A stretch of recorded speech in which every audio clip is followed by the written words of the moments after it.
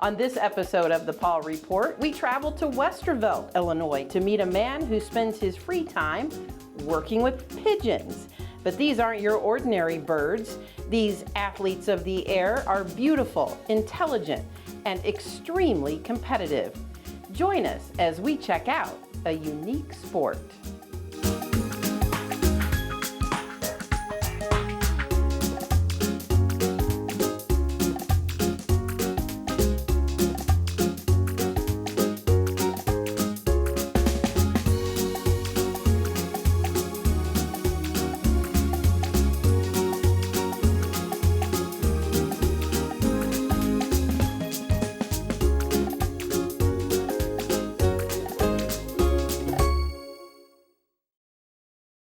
It's almost impossible to imagine life without internet today. It keeps us connected to work, school, and loved ones, no matter where they are. Fidium Fiber Internet now serves over 1 million locations, providing reliable, consistent service that keeps these connections strong. From vibrant cities to quiet rural areas, fiber broadband is a key driver of economic growth. Fidium is dedicated to supporting communities and enhancing lives through this essential technology. Learn more at fidiumfiber.com. At Tender Touch Grooming, we groom dogs of all sizes and breeds tenderly. Our team pampers your furry friend with care because every pet deserves a tender touch. Appointments are available via text at 217-317-9489. The Paw Report on WEIU is supported by Rural King, America's farm and home store, livestock feed, farm equipment, pet supplies, and more. You can find your store and more information regarding Rural King at ruralking.com. Dave's Decorating Center is a proud supporter of the Paw Report on WEIU. Dave's Decorating Center features the Mohawk Smart Strand Silk Forever Clean Carpet. Dave's Decorating Center, authorized Mohawk Color Center in Charleston. Well, thanks for joining us for this episode of the Paw Report. Again, we are not in the studio. We've packed up the equipment and we went out on the road to Shelby County, and we're here in the beautiful town of Westervelt. And I will say it's a first for the Paw Report. We've been doing this show now for 14 years and we have never spent a whole episode talking about this topic, and that is racing pigeons. And Parker Dixon is our special guest for this episode. Parker, thank you so much for joining us. I have to tell you, I had never heard of the sport racing pigeons, and you're the expert at it. And thank you for joining us, by the way, and inviting us to your lofts and your property here. I guess we'll start with the most obvious question, Parker, and what is pigeon racing? So it's a sport that most times people compete in clubs or different combines, as they call it, which is 2 to 3 or 4 clubs put together.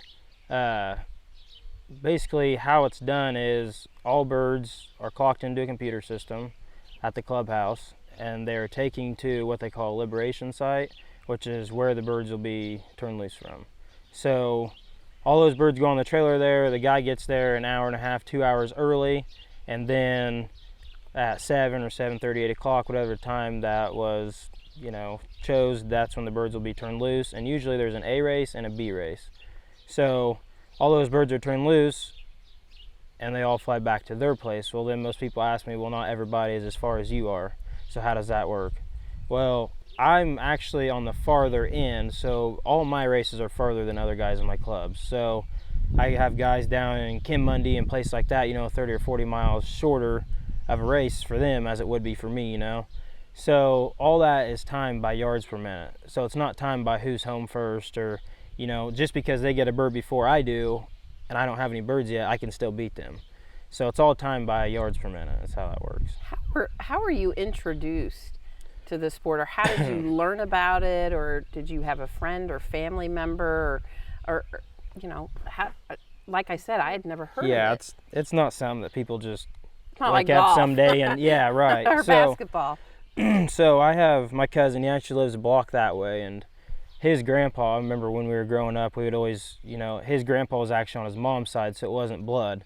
But we would go there, from time to time, and we thought the pigeons were fascinating, and his grandpa had raced pigeons for 40 or 50 years, and we would go over there all the time. And I know from I was probably 10 or 12 years old, and I always thought, man, that'd be cool. I wish I could have pigeons, and race pigeons. I thought the sport was awesome. So we would go there from time to time, and I just kept getting more hooked and more hooked. And we go out and mess with the birds and look at it, talk to him. And so I was actually still in middle school, high school. I couldn't afford to pay for feed and supplements and grit and pay for building my own lofts and buying birds and club fees and AU dues and stuff like that. And so finally, whenever I was old enough, I bought the little loft right here behind us, which that little one, it's 4x6, and actually I built that just to train bird dogs. And his grandpa gave me a few of his late hatches that weren't banded, and that's kind of how I got into it. I trained my dogs about 2.5 miles north of here, so it was fun just getting to play around with birds, not doing anything competitive, but just kind of flying for my own pleasure. And so that is how I got, his grandpa's kind of who hooked us on those. And he sadly passed away last year, but we actually got to keep some of his birds that he had. So that's pretty cool. Those are birds, even if they don't breed me any good flyers, I'll probably never get rid of. So How do you build up your team?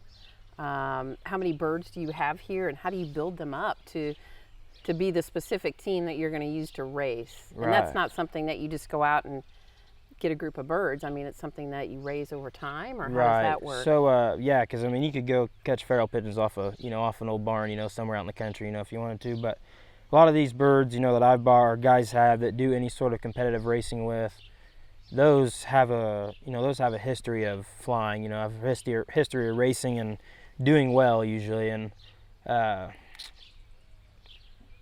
over the years, you just kind of mix and match. So you mix and match different cocks and hens for what you maybe it's body or characteristics of their physical form, or for how they have flown. You can match different cocks and hens depending on what you like or what you're looking for or what you're trying to breed. And over the years, you'll put a hen with 3 or 4 different cocks, or a cock with 3 or 4 different hens, and if that cock does really well with all 3 different hens, then that the cock is the one breeding well. If you put a hen with 3 or 4 different cocks and she never breeds anything, but one of the cocks she is with always breeds well, she's probably your problem, and she just doesn't breed very well, very good flyers. So that's probably a bird you want to cull, and get rid of. Are the good flyers both male and female? Yeah. So it's not based on. No, not necessarily. It isn't necessarily. I'd say hens probably win more than anything, but a lot of people, instead of a cock or a hen, they'll talk about a color. So they'll say, color doesn't win is something you always hear, which maybe a grizzle, which I can show you grizzles, whites, blacks, stuff like that. They'll say won't win as much as your normal everyday blue bar or blue check, which the blue bars and blue checks win more often, just because 90% of what's raced or what is sent to a money race somewhere out in the country, those are blue bars and blue checks. So that's, your odds of winning with the blue bar or blue check is a lot more likely than what an off-color bird would be. So what types of races are there? Are there club races? There are loft races? If I'm saying the technical terms correctly, you're the expert. So that's a pretty deep subject. There's a lot of detail. So there is club racing, there's combine racing, and then there's what's called one loft racing. So a club race is usually what I do every single week, and that's just, right now I think we have 12 to 15 guys in our club. I think we maybe have 9 lofts, and that's just because some sons and fathers fly together, And so there's club racing, which is what I do. It's I explained it. We all go to the clubhouse on a Saturday evening. We basket all of our birds for the race onto the trailer, and then through that night, or depending on how far the race is, they're hauled overnight, or the guy gets up at 2 or 3 o'clock in the morning to go to the liberation site. And that's just, you fly within your club, those guys, that goes on the AU database. Then there's what they call combine racing.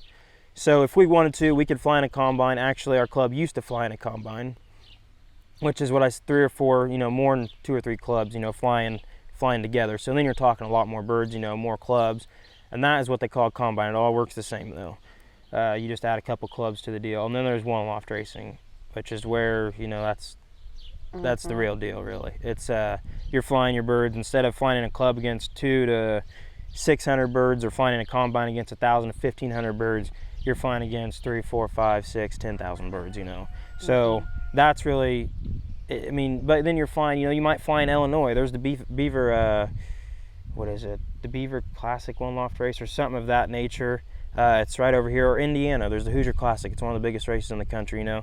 You can fly in climates like that, or there are out in Golden Valley, Arizona. There's a race called the Golden Valley Late Hatch Race. And you're flying until, you know, drier climates. You know, it's so different. And some people, you know, their birds don't fly as well one place as they might fly the other. So Do you do all those types of races? I don't fly in a combine. I just fly in my club. So, but I do send out to money races, and I think this year I've sent out 15 already. I bet I've sent 15 birds already out to money races, and then I will send probably another 15 or 20 out here to what they call a late hatch race. So I start at the beginning of the year breeding my club team along with birds that I'm going to send to money races somewhere in the country. And then now it's kind of handy because I already have all my young birds bred. I don't have to worry about anything, and I put certain pairs together that I wanted to send their babies out to money race and other places of the country. How a one loft race works is, so say for instance the Hoosier Classic over in Indiana. I think they'll have 4,000 or 5,000, 6,000 birds when they start. And how that works is, as soon as you wean a baby out of the nest, you never train it to do anything here. As soon as it's out of the nest and it's old enough to be sent somewhere, it's drinking and eating by itself, then you'll send it. Usually that's around 45 days old. And what happens is I might send some from Illinois, people from New York, all over the country, guys send birds to these races. And there's somebody, it's what they do for a living, they have their own one loft race, and they train all these birds that are sent to them to home back to their place. So what happens is you send, and there's a perch fee, so anywhere from 130 to 150 bucks perch fee, and you send that right with the bird. And that gets your bird's paid up until what they call the activation race, which is usually a 100-mile activation race. And after the activation race, if your bird makes it home, you pay what they call an activation fee, and that's anywhere from $300 to $600. And that will lock you in for the rest of the race series, and then, you know, your bird is in the runnings for average speed or to win any other races, and that's what pays out. So usually how it works is they pay out the 250 and the 350. Sometimes they'll pay out the shorter races, 100, 150. I know they don't pay out the 100, but usually it's just 200 and above they pay out. And like the Hoosier Classic over in Indiana, they pay out, I think, $1.2 million in prize money every year. But you're flying against 5,000 birds, you know. So, well, I was going to say, which leads to my next question. When you have that many birds in a contest, I would say the sport's pretty popular, growing in popularity. The sport is very, very popular, but only to people, it seems like, grew up maybe around it. It's not something that someone random's just going to, right? You know, they're not going to think about it or hear about it, you know, they never. So, yeah, it's very popular. It is dying out. A lot of people you see that are racing pigeons nowadays are, you know, older. They're not very, there's not very people my age flying pigeons anymore. Queen Elizabeth actually was involved. When I was doing some research on the sport, I read that Queen Elizabeth was involved in this, in pigeon racing, and had some pigeons of her own. What types of pigeons actually compete, and what, you mentioned color a little bit ago, what makes a really good bird? Some characteristics people will look for in a bird is an eye. So they'll look for an eye that dilates a lot. So whenever they're flying or whenever they are in the sky or going here and there, the sunlight, you know, their pupils contrast and stuff like that. So a lot of guys, whenever they're looking at birds, you know, they'll put their hand over the head of a bird and their pupil get really big, you know, and they can see it, and then they'll move their hand off the eye, and when the sun hits it, they'll see how it dilates. See if it, you know, a lot of, you know, jump really quick. And that, guys will look for that just for whenever they're flying home, you know, and stuff. And there's all types of different pigeons. I mean, size, weight. Yeah, I like a small pigeon. I like something that's small in the hand, built very well, just not a kind of, I don't know, a loose physical appearance. I like a tight, small bird. I like a hen to send to money races. A hen is my favorite bird to send to money races. That ain't saying a cock can't fly well, but right. There's a lot of different bloodlines. You know, there's a lot of guys there's only certain bloodlines they will fly, you know, and then there's guys that they might have 6 or 7 different families they breed out of, you know, at their loft. So it really just depends. And there's some birds that are known for flying the longer distances better than others, or there might be what they call a sprint pigeon, like a Jansen. Those are made to fly the short distances, that's where they excel. So how in the world are they trained? I mean, I think that's the magic question, is people out there watching want to know, how in the world do you train a bird? Yeah, I'd say it's probably the most painful part of training pigeons, but it's cool to watch them figure it out. So actually on the other side of my loft here, I have a little wire cage, and I don't know, I could probably fit 15 birds in it at a time. And how that works is I'll wean them from their parents, and they'll go into the weaning section. And in the weaning section, they already know how to eat and drink by themselves. Well, I keep them on full feed because their body is still developing, and if you don't give them the full feed, you might stunt their growth. So I keep them on full feed for probably 2 weeks, and then I'll start cutting back on them, just like anything else, a dog, or you want to cut them back on feed, you can get them to do whatever you want them to do. So I start cutting them back on feed, and they'll get food drive and stuff like that, and I'll put them in this wire cage. And my trap on the front, how that works is I'll sit them in the wire cage, and then I'll sit them up there, and they can look around, they'll see everything, around here, or I might set them in the cages, different spots around the yard, if, for 2 or 3, 4 hours at a time under a shade tree, and they'll just look, and they'll visually, they'll take a bunch of screenshots almost, and they'll remember what that looks like, where home looks like. And then I'll sit them up there, and I'll start teaching them what they call trap training. So I'll sit them up there, and I'll put the door down on the cage, and I'll push it up against the trap so they can't get out. The only thing they can do is get out of the cage and go through the bobs, the trap there on the loft. And I'll do that, I don't know, 6 or 8 times, I'll trap train them, and by the 6th or 8th time, I got their food drive rolling, and they're drilling the trap, and then, it's about time you can start letting them out free by themselves. So I'll take them, and I got an aviary there on the front, and I have a door that comes in from the inside, and I'll sit them in there, and the doors on the aviary on the outside will go open.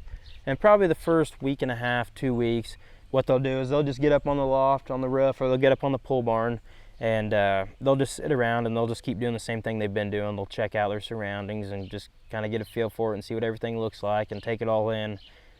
And then week 3, week 4, they might start, and even week 2, they might take a lap or 2, and then they'll drop back down, or they'll take 3 or 4 laps and they'll drop back down. They'll do that, and before long they'll start kind of flying a little bit more and a little bit more. And I always keep a tennis ball, or a rock or sticks or stuff like that to throw at them whenever they're on the loft, because they'll get to the point where they might just be lazy, but they're plenty developed to be flying. They're just kind of being slackers. So you'll start flying, throwing stuff at them slowly, and they'll kind of start flying. You'll just do a little bit each day, and then week after week you'll start, obviously they'll turn on and do it themselves, but you'll start really hammering them more to keep them in the air. But after you get them going, then they'll loft fly by themselves for an hour or 2 hours at a time without stopping, and then you'll start inching them down the road. I might take them, what I start doing is I put them, before I'm going to start road training, I put them in the crate of an evening. The next morning I turn them loose in the yard just so they can get acclimated to the crate, and then I'll start taking them down the road. So I'll take them a block, 2 blocks, I might take them a quarter mile, then a half mile, I might take them a half mile 3 times, and I might take them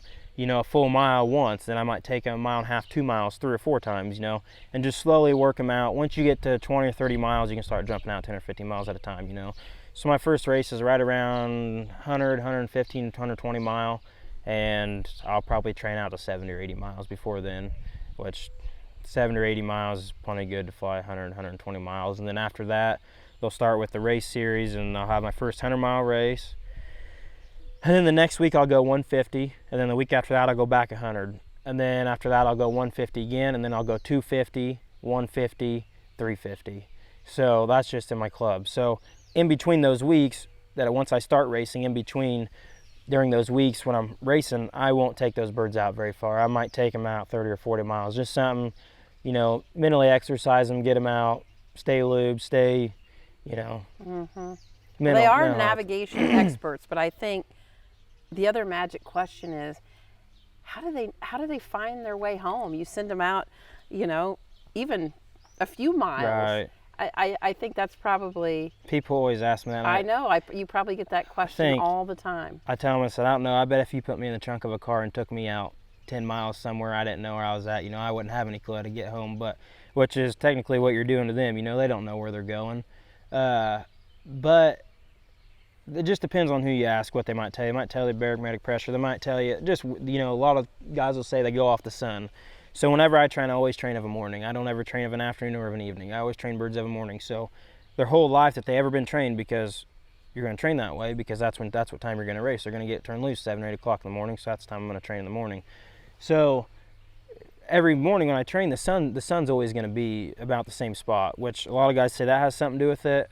One of my biggest things that I believe is these birds see this, and before you start taking them down the road, they do a thing what they call routing. So your birds they might be flying around here, and then they might disappear for a half hour, 40 minutes, and you might not see the group of birds for half hour, 40 minutes. That's when it's called routing. They might go south 20, they might fly to Pana, and then they'll fly back. Then once they get back, they fly around for a minute, then they might fly over to Sullivan, and then they'll fly back, and then they'll kind of mess around, then they might fly to Shelbyville, and that's what they call routing. So they remember, when you start taking them down the road, they've seen a lot of those things because they've kind of traveled themselves as, from letting them out from the loft.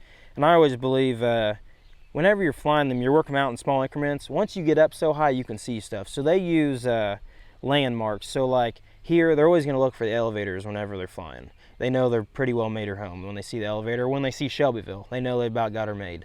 So there's a lot of places, Will Hill, that's a massive land point.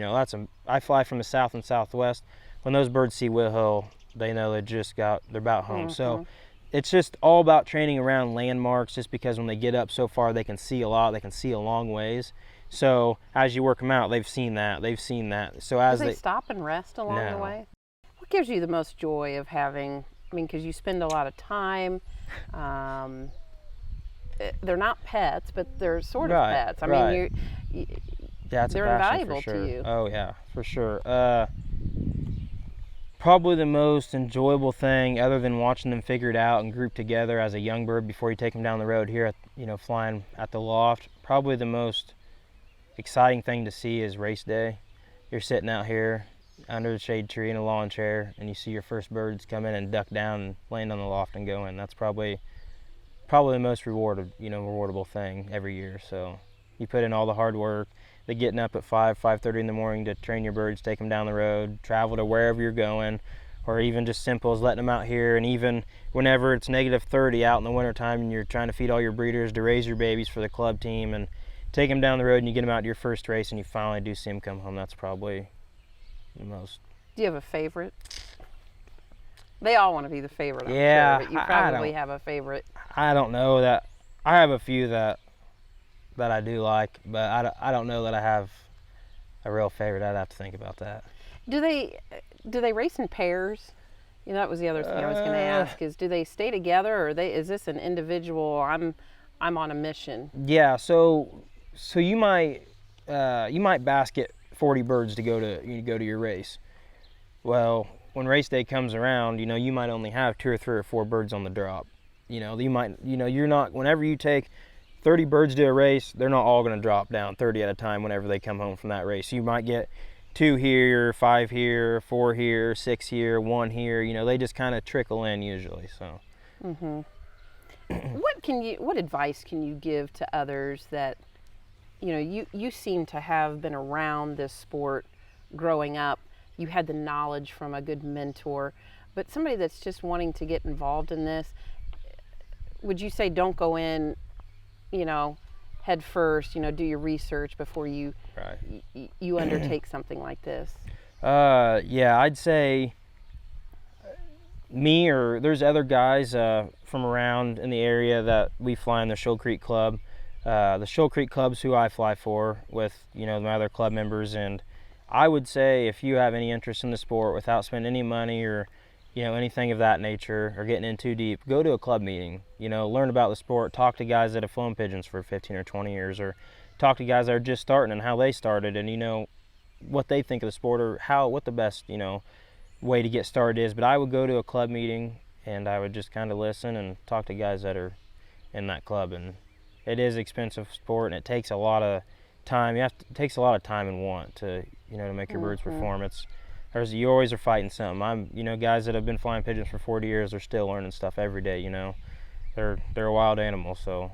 Well, we're filming in June, and you're missing family vacation because you have to stay back to take care of your flock. Yeah, it's pretty easy to mess a group of birds up.